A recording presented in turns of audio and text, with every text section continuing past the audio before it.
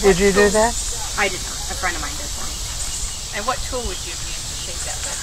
So you can use, and I don't have the stone kit out here because I'm not really working on the stones, but you can nap it with an antler, and then you can flake it with a tine of an antler. I don't think I have a tine in here.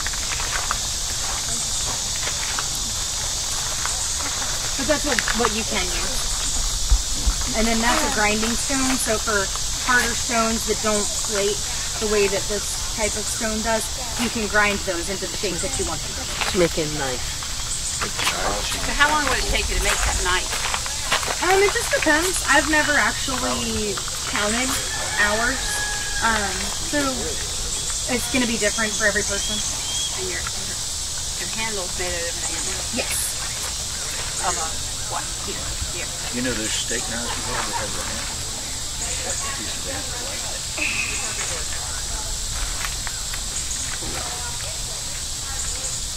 And there's the, see how the antler, that was the copper skull. Remember seeing those down in the garbage out there? Yeah. Do you guys have any questions about anything?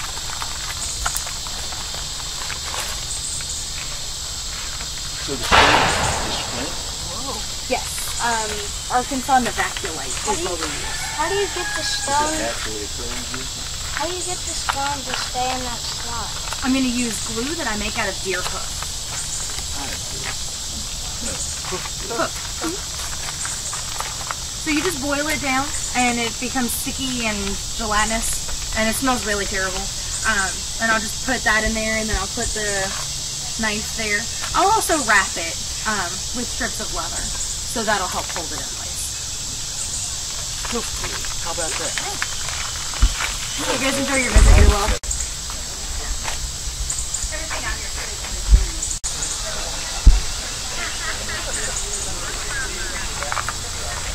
Here, you know, see. Yeah, I understand what you're using them for, but how did the Indians get them? Did they have tools cut down trees? Oh, sure. That's how they cut down the canoes. What they do is they have stone hatchets, and for instance, to make a canoe, they're going to do down by the water wherever possible. They're going to make their marks in the bottom of the log, set it on fire, bank the top with clay. This is clay soil. You could use mud, so as you're chopping away, you're burning.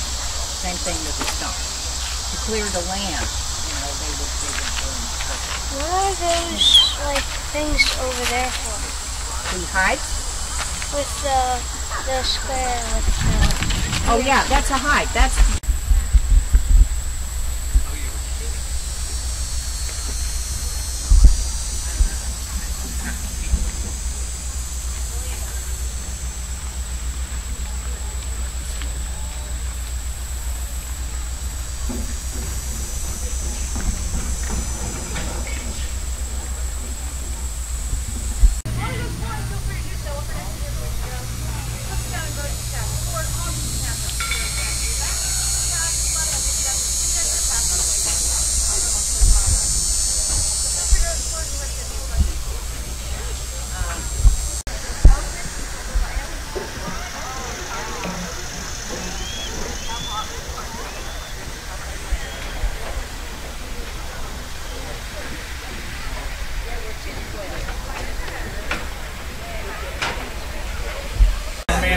That's the one part that so, maybe one, maybe none.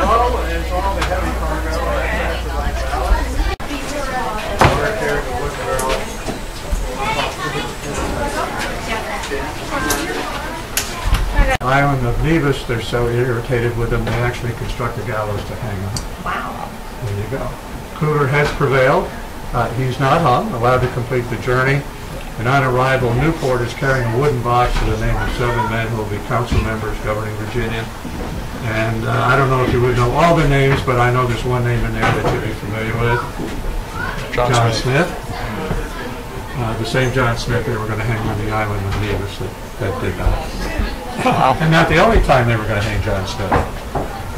They were going to hang him a second time in January of 1608. About a month after they arrive, he's released from his imprisonment, He leads an expedition up to James, I think with 2 or 3 men with him. They're attacked by the locals. The men under him are killed.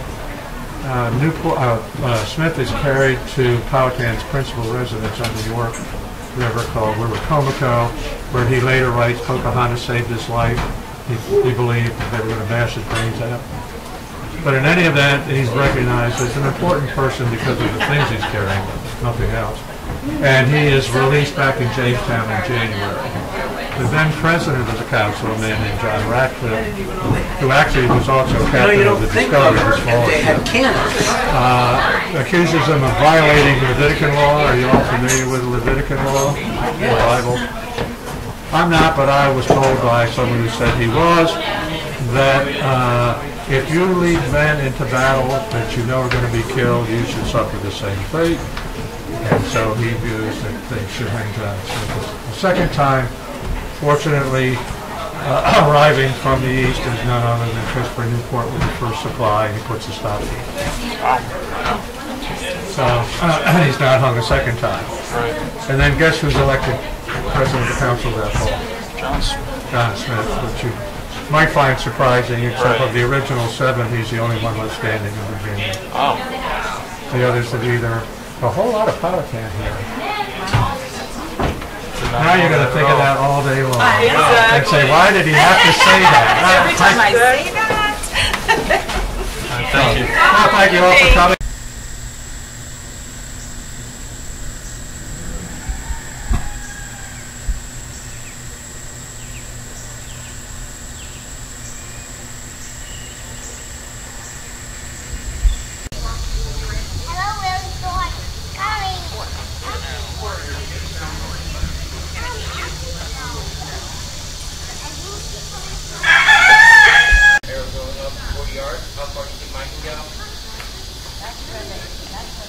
Got it. 100 yards.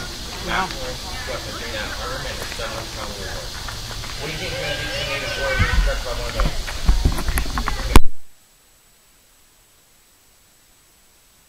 By a pound and arrow. He's going to live. The English are pulling arrows out of each other for hundreds of years. A stone or bone arrow is not a new concept.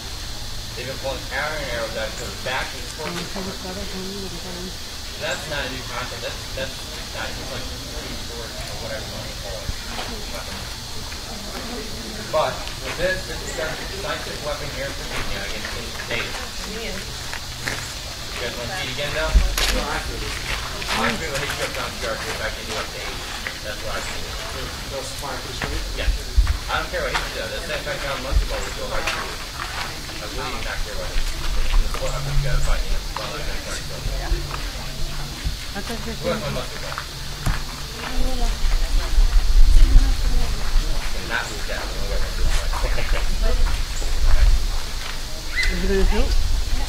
be able to load this weapon in 20 to 30 seconds. I'm not doing it in 20 to 30 seconds. I'm not getting shot by neighbors who work by Spanish. So that's another threat in Spanish. Which I'm glad they aren't here. They really are trying to take them right now.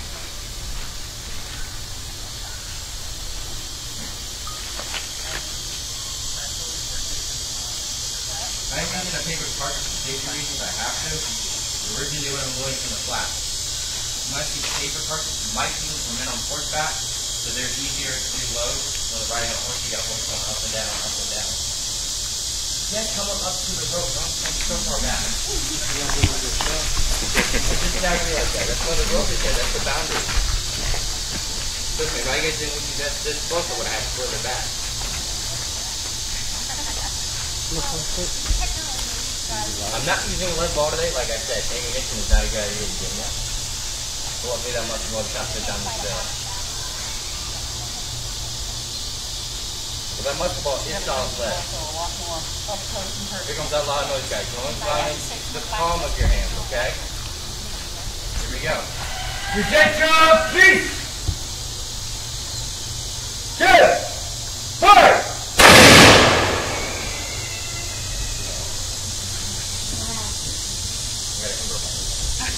I get burned like non-stop. For flintlocks, but well, they didn't use them. So that's the Matchlock musket, folks. If you got any questions, we'll stick around for a bit. Go to bed, went to eat, all that kind of stuff. Kind of like being enlisted. I was going to say, sounds very familiar. They regulate everything you do. Yeah. So in the museum is the real stuff. Things that are priceless and irreplaceable are set in the museum. So out here at our museum, outside at all 3 sites, we reproduce everything. So you can try on the armor. You can go into a building and sit down and see what it's like it was 400 plus years ago. What do you have on you there? It's called a bandolier. Basically, it was a belt at one time, put holes in it. Holes, you put string, and the rope here is attached to a bottle. Each bottle here is called a charger. Inside is the charge. So very deceiving. They just drill a hole right in the middle, and your black powder goes in here. Got to keep it covered because black powder needs to stay dry. Humidity will make it clump, and it'll be harder to light off. So take your time. If you feel like trying out armor under the big oak tree, we got armor out there. 1610, stainless steel was still about 290 years in the future. Actually, 280 years in the future. It was about 1898. So I take it Novocaine hadn't been invented yet? Novocaine, no. Laudanum, yes. And so they could give you a similar effect by giving you an oral drug made from opium that would put you to a point where your brain doesn't register the pain. Well, they hear that opium's illegal in the 21st century. Sure. In fact, you know what the active ingredient of opium actually is? What? Starts with an M, and still used in medicine today. Nicotine? No. Oh, I thought you said M. That's why I said M, not N. Yeah. Morphine, which is what a lot of our modern anesthetics are like. That is the active ingredient of opium. So yeah, pretty effective. A little raw, but effective. So they could put people to sleep. They could tone down pain. As long as they had the supplies, they could do that. If they didn't have the supplies, if they had poppies, the right season of the year, they could make it. It's just all a matter of the supply issue. And today, when you read in modern books that they did all this without any painkillers, that rather has been taken in by, if they've done any research at all and aren't just assuming, they've been taken in by historical accounts where you might have a surgeon from the American Revolution or the American Civil War whose supply of laudanum has been cut off or used up, and now they're operating without it. But which is the most unusual instrument here that nobody would ever really guess what it's for? I personally would suspect probably this. That's what I thought you'd say. What is that? And so, especially because there isn't really good analog of this in the modern surgery. Let's see, let's pick up one of those bullets there, preferably one that has a hole in it.